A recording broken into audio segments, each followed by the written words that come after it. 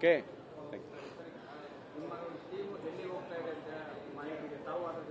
ಗೊತ್ತಿಲ್ಲ.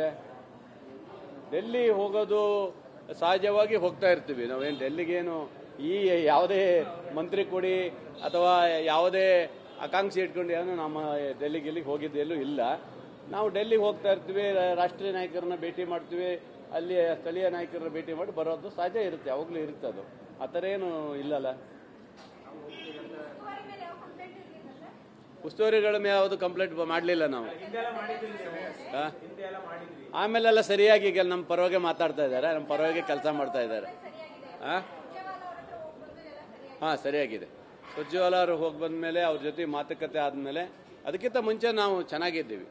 ನಾವೊಂದು ಸರಿ ಆಗಿಲ್ಲ ಅಂತ ಹೇಳಿದ್ರೆ ನಾವು ಯಾವತ್ತು ಯಾವ ಮಂತ್ರಿಗಳಿಗೂ ಬಿಡೋದಲ್ಲ, ನಾವು ಜಾಡಿಸ್ತೀವಿ, ಅದರಲ್ಲೇನೇ ಇಲ್ಲ. ಅದರಿಂದ ನಮ್ಮ ಮಂತ್ರಿಗಳು ನಮಗೆ ಒಳ್ಳೆ ಸ್ಪಂದನೆ ಮಾಡಿದ್ದಾರೆ, ಒಳ್ಳೆ ಕೆಲಸ ಮಾಡಿಕೊಡ್ತಾ ಇದ್ದಾರೆ.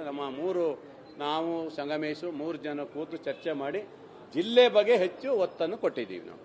Okay, thank you.